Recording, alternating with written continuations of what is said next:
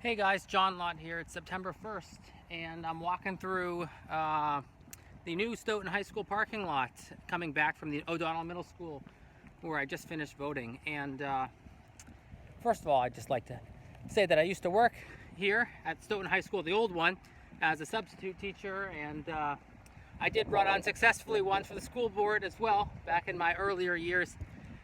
And I was also very proud to be one of the town meeting reps who voted for the funding and building the new high school back in 2016, I think it was. It might have been 17. I was town meeting rep both of those years. And anyway, I wanted to make this video just quickly letting you guys know who I voted for in the September 1st primary as a candidate for elected office, independent for the United States House of Representatives, Massachusetts 8th.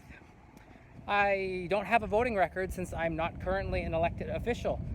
So the only way that you can determine, what my voting record actually is with respect to the last few years is for me to tell you guys who I voted for in the Democratic primary. I'm an independent. I chose to vote in the Democratic primary since, unfortunately, it's pretty much the only competitive one in the state. So let's just go up the roll call and I'll let you know who I voted for. For state rep, I voted for Tamisha Civil. For state senate, I voted for Jared Rose against my former opponent, Walter F. Timothy, whom I ran against unsuccessfully as an independent in 2016. For county commissioner, I voted for Bill Stady and Charles Ryan. For register of probate, I voted for Michael Walsh. For governor's council, there's only one candidate, and that is the eminently qualified Robert Jubenville, or Bob Jubenville. For county treasurer, I voted for Brad Crowell.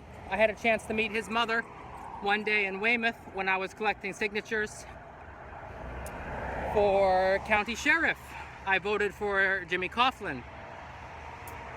For Massachusetts 8th Congressional District, which I'm running in as an independent, so I'm not on the primary ballot.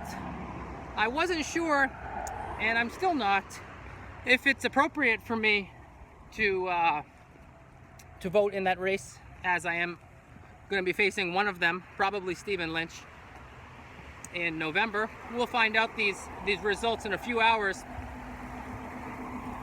But at the end of the day, I did cast my vote for Robbie Goldstein because at least,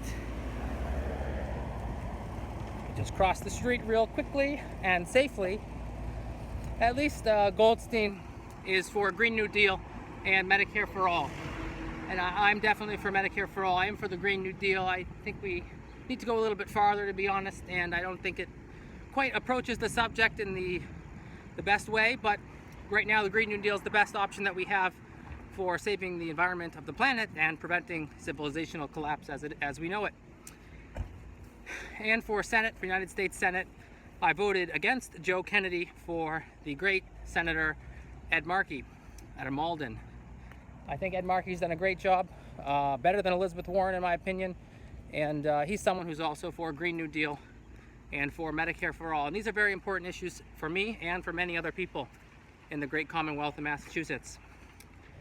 Back when I was going to the O'Donnell Middle School in 6th grade only, I transferred to CM starting in 7th grade, Catholic Memorial at West Roxbury, where I went all the way up till graduation from middle school and high school.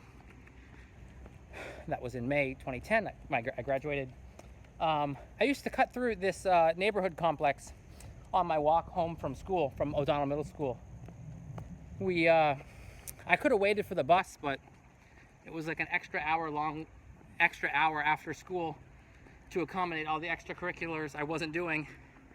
And it was just a lot faster for me to walk home from the middle school instead. I don't live that far from either the middle school or the high school. Even some days when I was working as a sub at the high school, I would walk to and from work because I live pretty close in the center of Stoughton. So Anyway, guys, enough about that little personal anecdote. So we'll find out who wins later today, and hopefully all the people I voted for. But we'll see. Anyway, guys, if you have a question you want me to answer, please let me know in the comments below, and I'll catch you guys in the next video. Subscribe, like, and all the rest. John Lott out.